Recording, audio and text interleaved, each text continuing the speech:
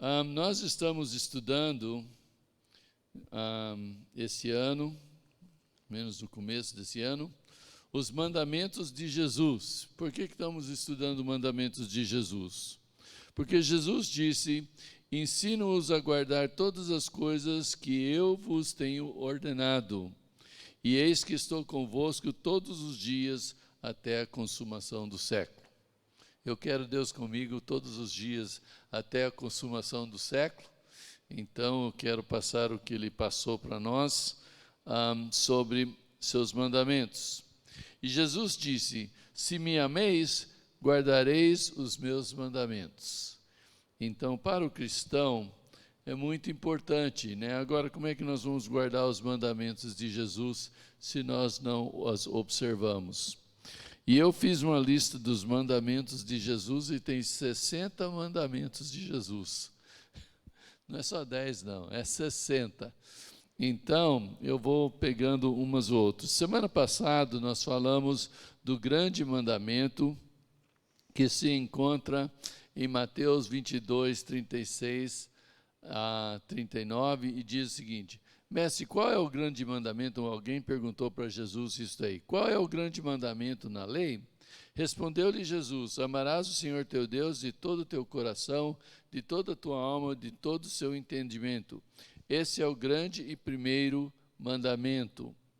E o segundo é semelhante a esse, que é: amarás o teu próximo como a ti mesmo.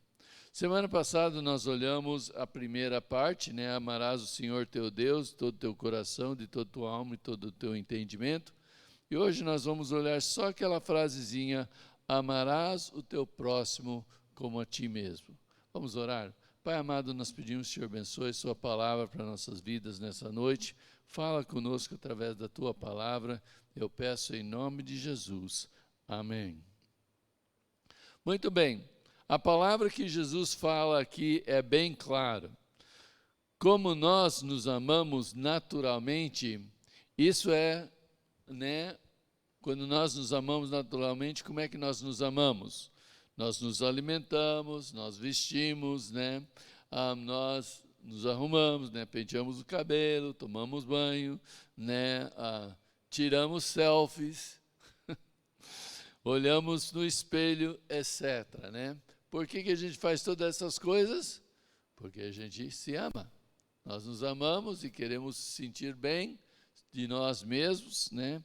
E queremos ter uma aparência boa, então nós fazemos essas coisas, né?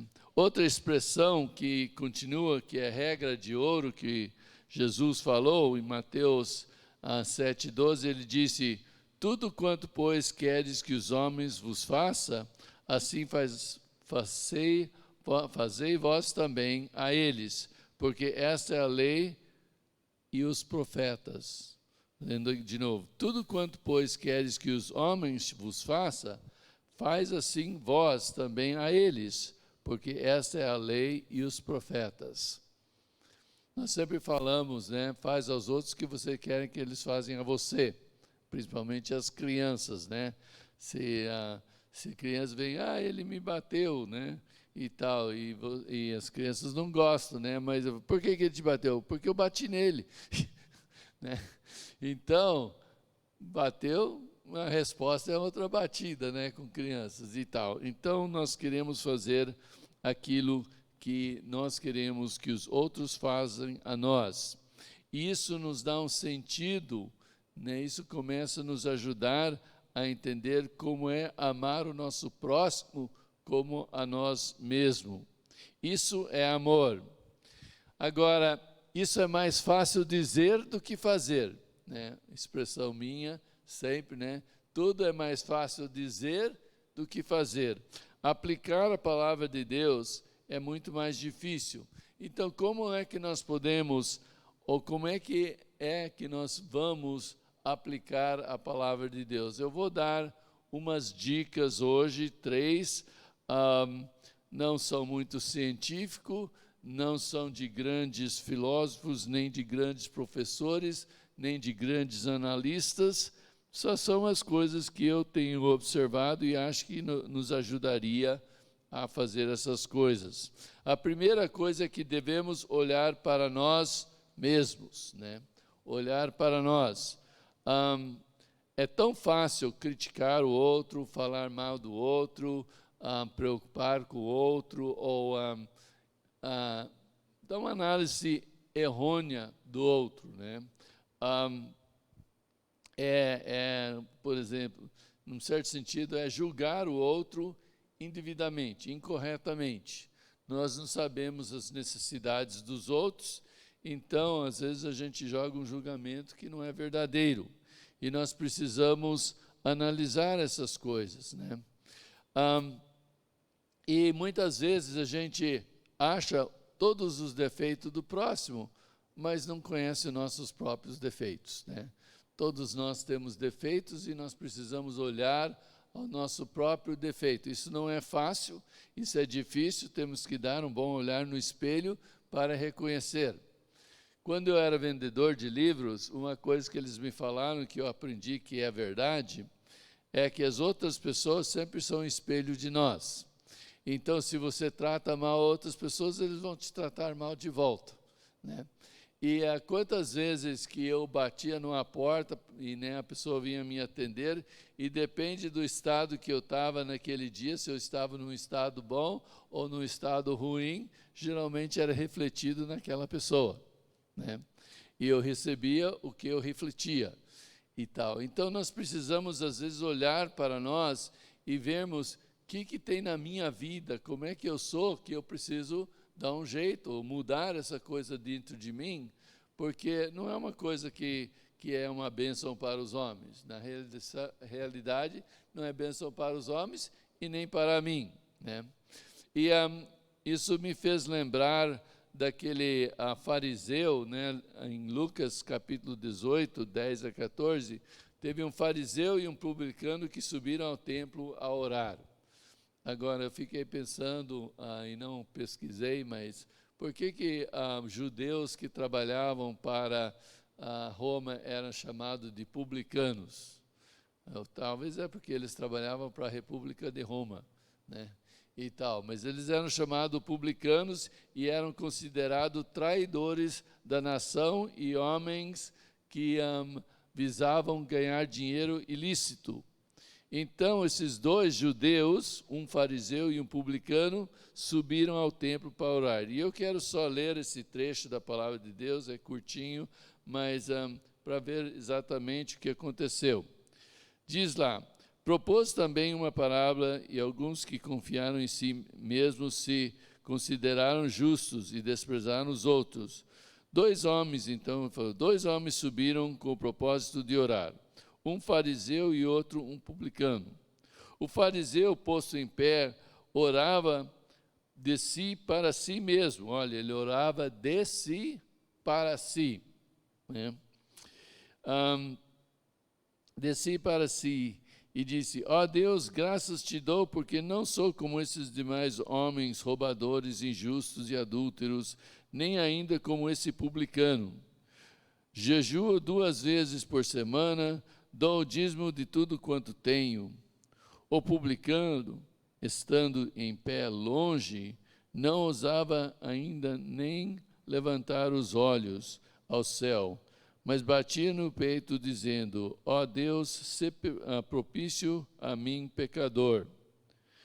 Digo-vos, Jesus fala assim à multidão então, digo-vos que esse desceu justificado para a sua casa e não aquele. Em outras palavras, quem saiu justificado, quem recebeu o perdão de Deus, quem Deus ouviu a oração, foi do publicano e não do fariseu.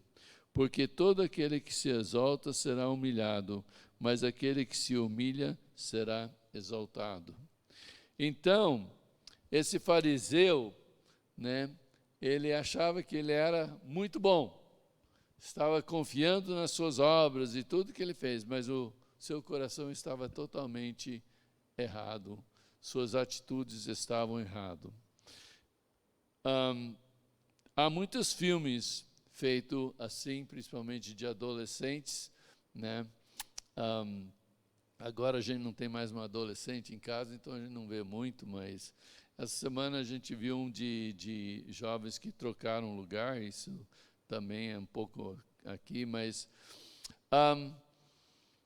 na escola onde a Michele está indo, eu fui jovem naquela escola, fiz o meu ensino médio naquela escola, uma escola típica americana. E naquelas escolas, não sei, escolas brasileiras, tinha aqui também, quando ia para escolas brasileiras, mas é muito mais óbvio, acho que lá, por causa que se passa muito mais tempo na escola, né, o dia inteiro na escola. Então, você vê os grupinhos, né?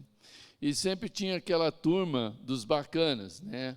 Os que praticavam esportes, os atletas e as patricinhas, né? E tal. Você sempre tinha aquela turma que era da elite e o resto de nós, os nerds e os não vistos, eram aquela outra turma. E eu era parte daquele último, né? Os invisíveis que eu falo. Ninguém sabe que eles estão na escola e tal. E nossa escola tinha isso daí. Parece que a Michele está tendo um bom tempo lá e não tem tanto disso hoje lá, mas naquele tempo era bem óbvio, né? E muitas vezes, né, eu acho que até na minha parte, eu pensava errado daquela turma. Mesmo que eu jogava alguns esportes e conhecia os atletas, né, mas eu não era um grande atleta, porque meu esporte era dois, vôlei e futebol. E naquela escola não tinha vôlei nem futebol, tinha basquete e futebol americano. Então era difícil, né? A gente jogar, não era bom no basquete e certamente não era bom no futebol americano, porque era muito leve, né? Então, e não era muito de dar pancadas em pessoas, então não dava muito certo. Mas de qualquer maneira, eu, né, conhecendo toda a minha classe, aquela turma da elite e tal, eu, às vezes, julguei eles mal também, estando do outro lado, né, mesmo que eu faça parte do turma que supostamente é humilde. Nós temos nossos problemas também. Todo mundo tem esse problema. Nós temos dificuldades em entender quem nós somos, muitas vezes. E nós julgamos as outras pessoas, mas não entendemos quem nós somos. E nós precisamos realmente entender quem nós somos para poder entender o próximo, né? Na igreja não é diferente, né? Eu tenho visto pessoas que vão na frente antes do culto, né, vão lá no altar e ficam orando bem alto, né? E oram assim bem alto. E eu fico pensando, por que aquela pessoa está orando tão alto lá? Deus diz, fala com o teu pai em secreto. Jesus falou isso, fala com o teu pai em secreto, que teu pai que ouve em secreto te responderá a tua oração. Então, por que não senta no banco e fica quieto e ora, e vai orando pelo culto e pelas pessoas e tudo mais? Precisa ir lá na frente, fazer aquele showzão lá na frente, orando, né?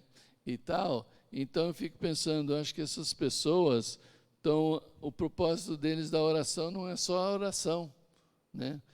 Parece que tem um outro propósito na sua oração, né, e tal. E também pessoas que gabam da sua espiritualidade.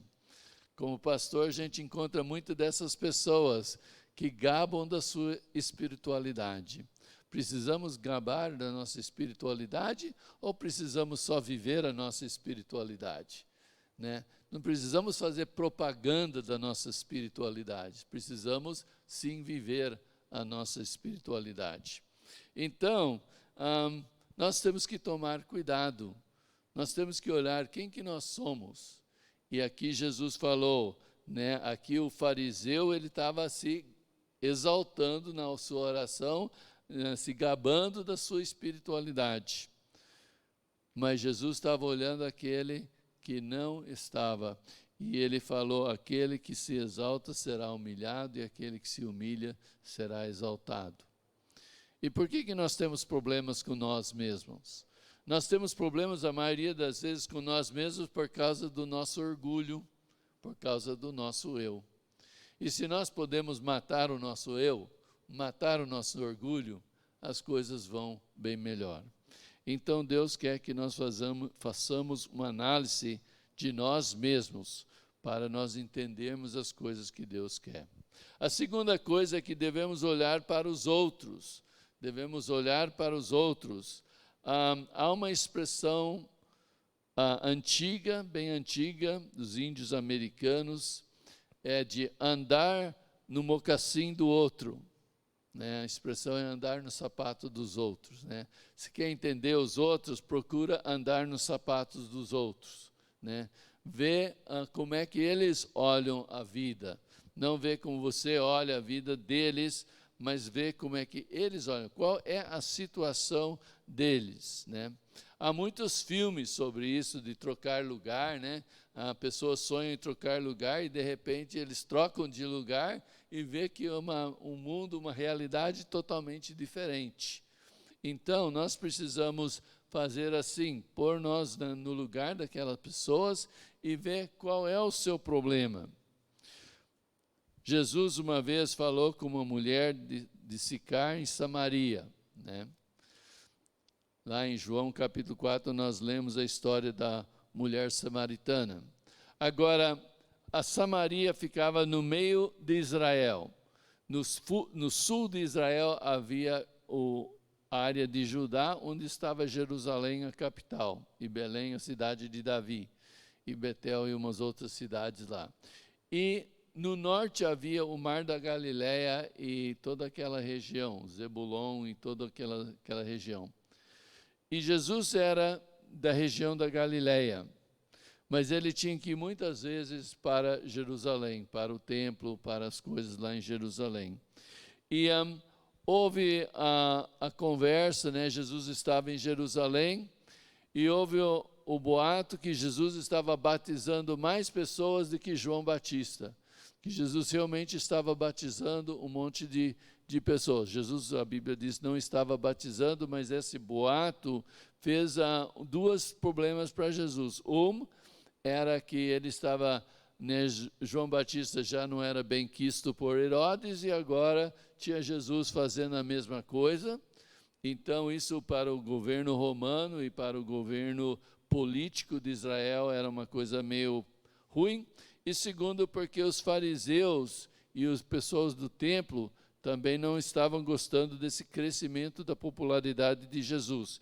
Então ele teve que ir embora rapidinho de Jerusalém, porque não era o tempo dele ainda. Agora, ele podia ir por dois caminhos que geralmente os judeus faziam. Por quê?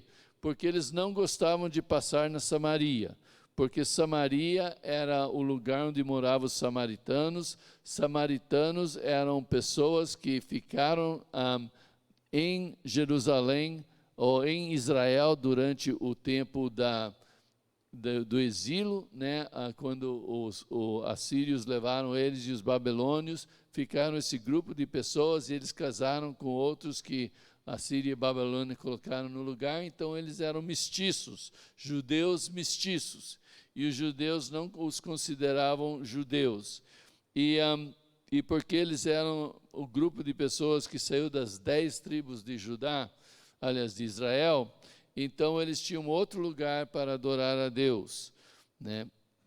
E então Jesus, como judeu, os judeus desciam para o leste para subir pelo Jordão, ou iam para o oeste e subiam perto do mar Mediterrâneo e davam a volta lá. Mas era 1 ou 2 dias mais de viagem. Então Jesus cortava caminho, ele não dava bola para esses sentimentos judeus, nesse sentido de fazer preconceito contra as pessoas, e ele passava por lá. Então, uma razão era para sair dos judeus, a outra razão era para ir para a Galileia bem mais rápido. Mas também ele queria ministrar aos samaritanos.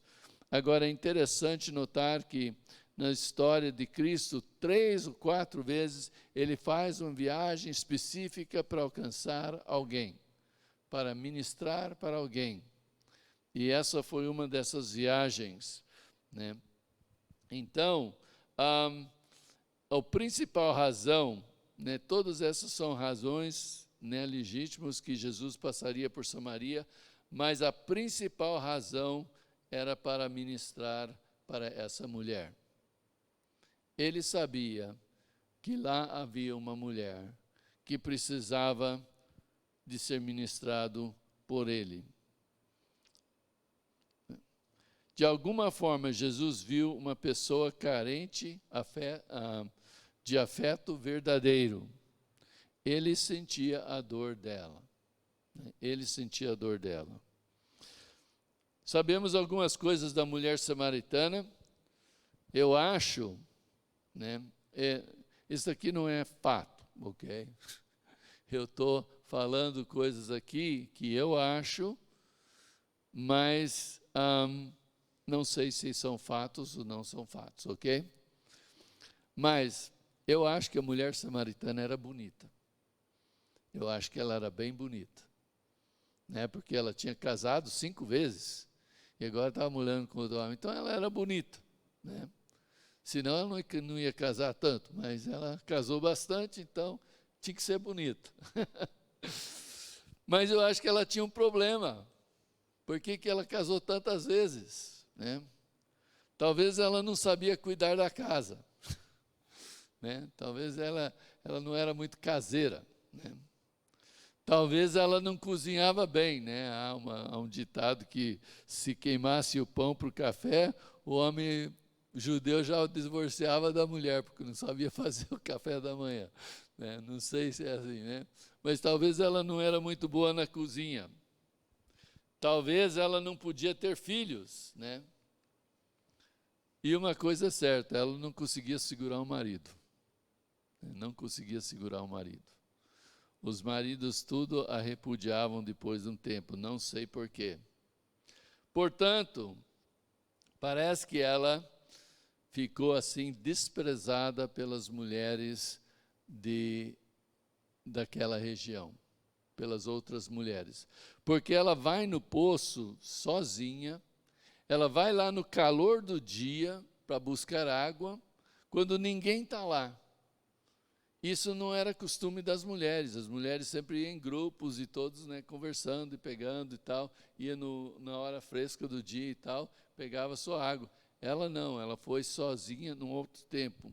Então parece que ela era desprezada pelas mulheres. Também ela era solitária, parece que ela não tinha amigas. Nós vemos que quando Jesus fala e ministra a ela, e ela fica toda entusiasmada, ela volta para a cidade e fala para os homens. Os homens ela conhecia todos, mas as mulheres, parece que ela não conhece ninguém. Ela é solitária, sem amigas. E talvez ela carregava um grande peso no coração. Obviamente ela chega lá, e sozinha, e tal, e Jesus começa a ministrar a ela. Mas sabemos uma coisa, sabemos que ela acreditava em Deus. Ela acreditava em Deus. Ela também parece ser inteligente e entender as religiões judaicas e samaritanas.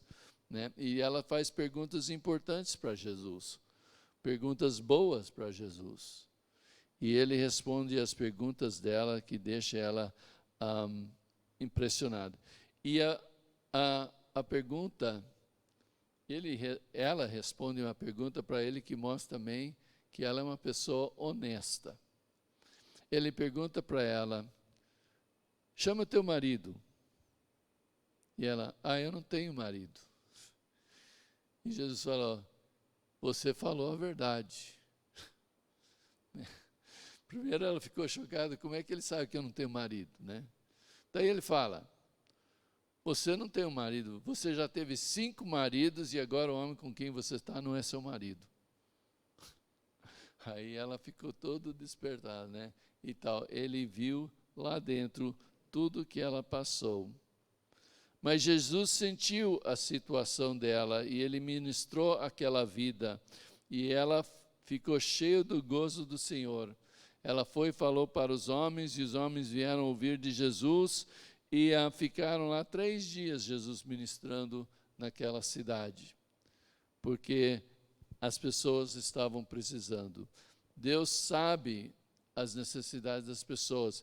Então, quando nós olhamos uma pessoa como essa mulher, nós vimos que os discípulos oraram para ela totalmente diferente de Jesus, né? Eles oraram, né? Primeiro eles não falaram nada porque Jesus estava conversando com ela, mas ficaram pensando, por que Jesus está conversando com ela? Homem judeu não conversa com mulher samaritana, né? E tal, mas Jesus estava conversando com ela. E observando tudo, né? Eles tinham esse preconceito dentro deles. E muitas vezes nós não andamos nos mocassins dos outros. Então nós temos preconceitos ou ideias e tal, e assim os julgamos, e aí não é uma expressão de amor. Não temos amor por elas. Por quê? Porque julgamos errado. Então nós temos dois problemas. Um é porque nós não nos conhecemos, né? E nós achamos que nós somos perfeitos e a outra pessoa não é perfeita. E outro é porque nós nunca olhamos realmente a necessidade, a situação da outra pessoa. Mas aí a terceira coisa é quem somos nós em Jesus. E por que somos, né? Quem somos em Jesus e por que somos, né? Bom, essa história aqui e esse relato aqui é para o povo de Deus, para o povo de Israel, para eles entenderem, né, que eles, né, que há um mundo lá fora que necessita do Senhor. Então essa palavra é para nós, o povo de Deus, que o mundo lá fora necessita do Senhor. E vamos olhar lá. Primeiro, nós somos filhos de Deus. Se você está em Cristo, você é filho de Deus. João 12 diz, mas todos quantos que o receberam, deu-lhe o poder de serem feitos filhos de Deus, a saber os que creem em seu nome. Se você crê no nome de Jesus, se você crê que Jesus fez por você na cruz, se você crê nisso, você se torna filho de Deus, né? Mas nós somos filhos de Deus por adoção. Por adoção. O apóstolo Paulo escreveu em Romanos 8,15, porque não recebeste o espírito de escravidão, para viverdes outra vez aterrorizado, mas recebeste o espírito de adoração, de adoção, baseado na qual clamamos Abba Pai. Nós somos adotados por Deus, por isso que nós podemos chamar ele de Abba Pai, ou Papai, né? Por quê? Porque nós fomos adotados por ele. E somos cidadãos do reino de Deus. Em Lucas 6:20, Jesus disse, então olhando para eles e os seus discípulos, disse, bem-aventurados sois vós os pobres, porque vosso é o reino de Deus. Uma coisa dos discípulos aqui, eles eram pobres. Ok? Ser discípulo de Jesus não acha ruim ser pobre, porque os discípulos eram pobres. Mas a nós é o reino de Deus. A nós pertence o reino de Deus. Jesus disse isso. Então nós somos filhos de Deus, adotados por Deus e fazendo parte da sua família e do seu reino, né? E por que somos tudo isso? Por que nós somos tudo isso? Porque primeiro, porque Ele nos amou primeiro. Em primeiro lugar, Ele nos amou. Ele olhou para nós e falou, eu quero amar aquela pessoa, né? Quero amar aquela pessoa. Como Ele olhou para a mulher samaritana e falou, eu quero amar aquela pessoa, né? Como o publicano que orou para Ele e falou, quero amar aquela pessoa, né? Porque Ele amou primeiro. Em 1 João 4,19 diz, nós o amamos porque Ele nos amou primeiro. Nós somos escolhidos por Deus porque Ele nos ama.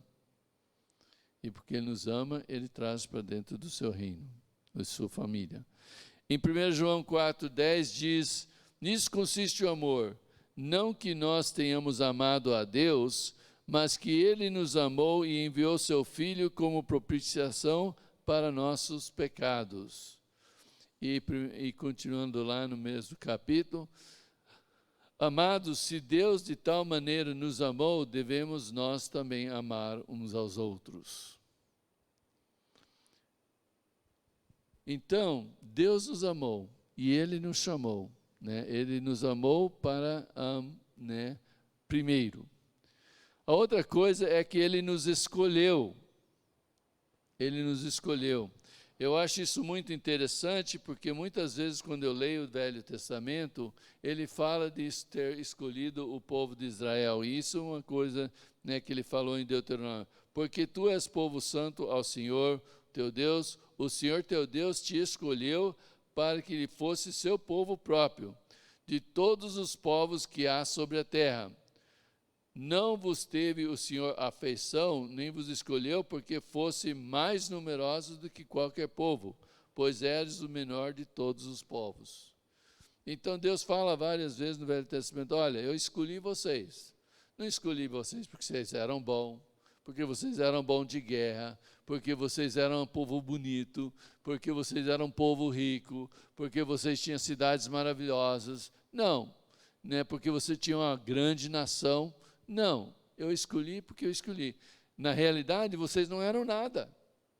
Era o povo mais pequeno, era o povo mais pobre, era o povo mais, né, e tal. E se você olha para Israel, ainda povo escolhido nesse sentido, olha lá o tamanho de Israel no mapa.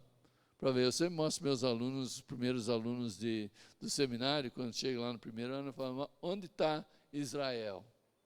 Não consegue achar Israel. O centro do mundo, o lugar mais famoso no mundo, mas não pode achar por quê? Porque é tão pequeno. Dá mais ou menos 1/5 do Paraná. Né? É tão pequeno assim. É pequeno Israel. E mesmo assim Deus o escolheu, né, para ser o lugar onde Jesus ia vir e trazer salvação para os homens. Em João 15,16 diz, não fosse vós que me escolhestes a mim, pelo contrário, eu vos escolhi e vós outros vos designei para que verdes e des fruto, e o vosso fruto permaneça, a fim de que tudo quanto pedirdes ao Pai em meu nome, eu vos conceda. Ele nos escolheu. Nós somos escolhidos por Ele. E a terceira coisa, né, nesse daí, ele nos chamou, ele nos amou, ele nos escolheu. E terceiro, ele nos chamou. Ele nos chamou. Quando você sente a necessidade de ir na presença do Senhor, quem está te dando esse sentimento é o Senhor. É Ele que te chama, é Ele que quer que você venha na sua presença. Em Romanos 8, 29 e 30 diz, portanto, aos que de antemão conheceu, também os predestinou para serem conforme a imagem do seu Filho, a fim de que ele seja o primogênito entre muitos irmãos. E aos que predestinou, esse também chamou, e aos que chamou, esse também justificou, e aos que justificou, esses também glorificou. Quando eu penso nesse processo todo, eu penso lá no lar, nos órfãos do lar. Todo órfão que está disponível, acho que até os outros que não estão disponíveis, mas todo órfão que está disponível para ser adotado, quer ser adotado. Não tem um deles que não quer ser adotado, não tem um deles que não quer ter uma família. Todos eles querem ter uma família. Só que não é eles que escolhem onde vão morar ou com quem vão morar. São outras pessoas que olham para eles, amam eles e desejam que eles façam parte da sua família. Então, né, eles estão lá querendo uma família, mas não tem controle nenhum. Nem onde vão morar, nem o que vão fazer e o que vai acontecer nas suas vidas. Né? Então, todos eles estão ansiosos. Uns têm adoções muito bacanas, outros talvez não tão bacanas, mas, né, ter uma família é muito importante. E essas pessoas, eles olham, eles escolhem, eles, né, passam o processo, eles aí chamam e pegam a criança e dá uma nova vida para aquela criança. E é isso que Deus fez conosco. Nós éramos órfãos, na realidade, né? sem Pai Celestial, vivendo na miséria desse mundo, e Ele olhou para nós, falou: eu amo essa pessoa, eu quero essa pessoa comigo. Então Ele vai, Ele chama, Ele ama, Ele escolhe e Ele chama para vir parte. E quando nós somos parte daquela família, nós temos todo o direito de todo o resto da família. Todo o direito. Então, é uma coisa maravilhosa que Deus fez para conosco. E porque Ele fez para conosco, Ele diz lá em João 15: por isso vos mando que vos ameis uns aos outros. É por isso que Ele fala: nos ameis uns aos outros. Pergunta para nós é: como é que nós estamos amando o próximo? Como é que nós estamos amando o próximo? Estamos realmente amando o próximo ou não estamos amando o próximo? Deus quer que nós amamos o próximo. E Ele fala como a nós mesmos. Isso é muito difícil, nós sabemos que nós nos amamos, mas como é que nós amamos o próximo como nós nos amamos a nós mesmos? Exige a ajuda de Deus e a visão de Deus e o coração de Deus e todas as outras coisas que Deus quer nos dar, né? Mas a palavra de Deus diz, né? Como o Pai Deus vos amou, ameis vós também. Como Deus nos amou, que nós amamos o próximo também. Que isso possa ser um lembrete para nós. Precisamos amar o próximo. Temos que entender que, como filhos de Deus, Ele nos amou e nos chamou, né, e nos colocou na sua família e nos deu tudo o direito de ser seus filhos e cidadãos do seu reino. E assim nós também temos que amar o próximo, para que eles possam conhecer realmente esse Jesus através de nós e também receber tudo que Deus quer dar para eles. Você está amando o próximo? Você está amando seu próximo? Ou está vivendo uma vida para si? O mundo está cheio de pessoas como a mulher samaritana e o publicano, que estão precisando do amor de Jesus. Que nós possamos ser aquelas pessoas que mostram o amor de Jesus para eles. Amém?